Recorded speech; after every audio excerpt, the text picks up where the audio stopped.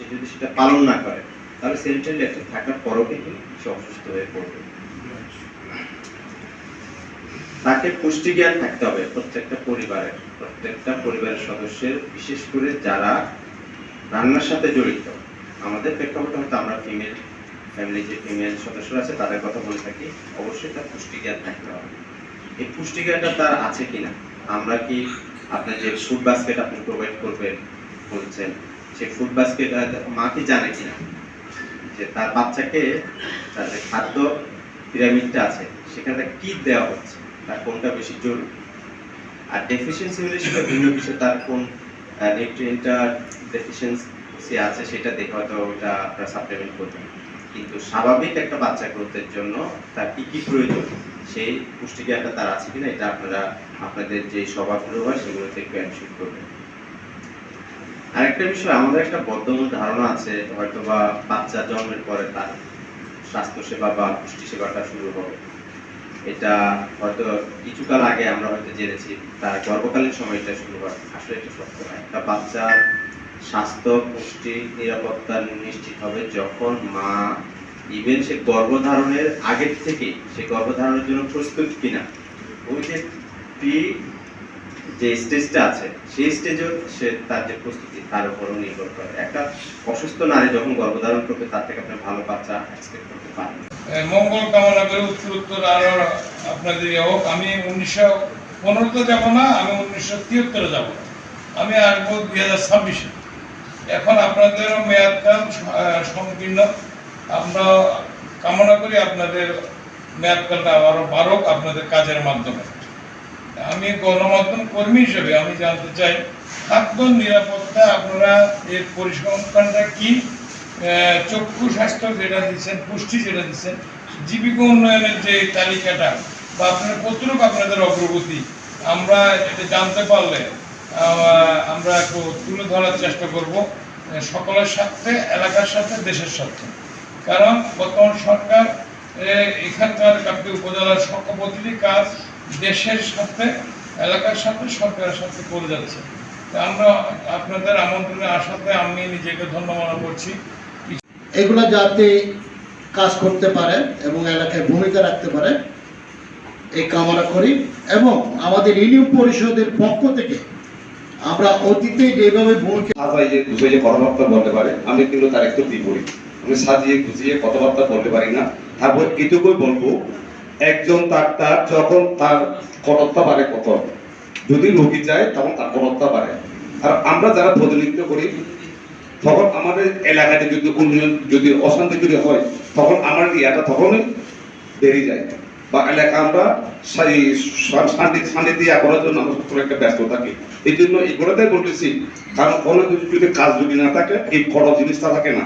যাই হোক, আমি এই যেমন স্যানিটারি ল্যাট্রিনের ব্যাপারে এবং যে নিরাপদ পানির ব্যাপারে আমাদের এলাকার মধ্যে আমরা যে যতই কিছু বলি না কেন, সরকারি প্রতিষ্ঠান এবং এনজিও প্রতিষ্ঠান যতই কিছু বলি না কেন, আমরা সবটার মধ্যে 70% আমরা স্যানিটারি এবং ইয়ার মধ্যে আমরা কিন্তু ভুগতেছি। এবং কিছু কিছু জিনিস বা এলাকার লোক আছে তারা কিন্তু সব করা 30% বলতেছি। আমরা সদের মধ্যে আমরা 60 অথবা 70% আমরা কিন্তু স্বচ্ছ পরিবার এবং যারা পরিপূর্ণ এই কি হলে ধনী ব্যক্তি আছেন তাদের ভোটেই করে কিন্তু স্যানিটারি ল্যাট্রিন আছে কিন্তু। আর আমরা 30% লোক এখনো কিন্তু স্যানিটারি ল্যাট্রিনের মধ্যে পুরোপুরি আউট। কাজে লাগানো দরকার, কাজে লাগুক। আর আমরাও চাচ্ছি এসডিজিতে অন্ততপক্ষে 17টা যাতে অন্যান্য উপজেলার চাইতে অনেকভাবে যাতে এগিয়ে থাকে, এই বিষয়টি আমাদের সকলকে মনে করতে হবে। এবং আমরা কারণ নামটি শোনার পরে একটা অনুভূতি কাজ করে। আমরা যখন স্কুল পর্যায়ে ছিলাম তখন খেলাম পিলারের একটা বিষয় আমাদের পাঠ্যাংশ ছিল। কারণ পিলারের যে কার্যক্রম, প্রথমত হচ্ছে মানুষের দৃষ্টিশক্তি ফিরিয়ে দেওয়ার যে কার্যক্রম সারা পৃথিবীতে পরামর্শিত।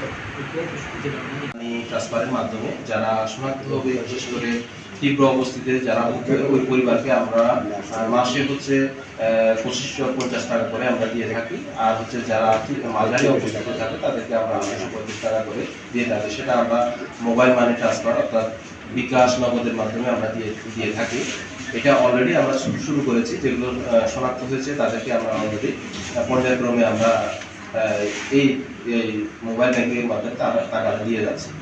তারপর হচ্ছে তাদেরকে আমরা আরেকটা পুষ্টিকর খাবার, যেটা পুষ্টিকর খাবার খাওয়ার জন্য এই সুবিধাটা আসলে দেওয়া। পাশাপাশি হচ্ছে তাদেরকে আমরা কাউন্সিলিং করে থাকি। আর হচ্ছে এবং হচ্ছে আমাদের কমিউনিটি পর্যায়ে যাদের পুষ্টিকর খাবার কীভাবে রান্না করে, পুষ্টিকর খাবারগুলো পরিচিতি নিয়ে, এগুলো নিয়ে আমরা তাদেরকে রান্না প্রদর্শনী করে থাকি কমিউনিটি পর্যায়ে। তারা আয় বর্ধনমূলক যাতে ইনকাম সোর্স তৈরি হতে পারে, আয় বর্ধনমূলক কার্যক্রম হাতে নিতে পারে, তো সেজন্য আমরা তাদেরকে এককালীন তাদেরকে আমরা টাকা দিব। এখনো দেওয়া হয় না সেটা হচ্ছে তার হচ্ছে এটা নিয়ে সে আয় বর্ধনমূলক কার্যক্রম হাতে নিবে, যাতে তার আয়টা যাতে সে ইনকাম করে, তার আয় ইনকাম করে সে যাতে পরিবারের জন্য সেটা সহায়ক হয়। পাশাপাশি হচ্ছে আমাদের আরেকটা কম্পোনেন্ট আছে, যেটা আমরা যেহেতু ইন্টিগ্রেট করে, আরেকটা হচ্ছে ওয়াশের উপর। ওয়াশ এখানে হচ্ছে আমাদের আমরা হচ্ছে বিশেষ করে যে সেলম্যান যারা আইডেন্টিফাই হবে, যারা উপস্থিতে আইডেন্টিফাই হবে, তাদের পরিবারকে আমরা হচ্ছে মানে ক্লাইমেট রেজিলিয়েন্ট স্যানিটেশন, অর্থাৎ জলবায়ু আমাদের এটা একটা দেয়ারি আছে, সেটার জন্য আমাদের টেকনিক্যাল পার্টনার হিসেবে কাজ করছে আমাদের সাথে, যদিও এখানে এখনো নাই। হচ্ছে FIBD নামে একটা অর্গানাইজেশন আছে আমাদের, উনি টেকনিক্যাল পার্টনার ওনারা দিয়ে থাকেন।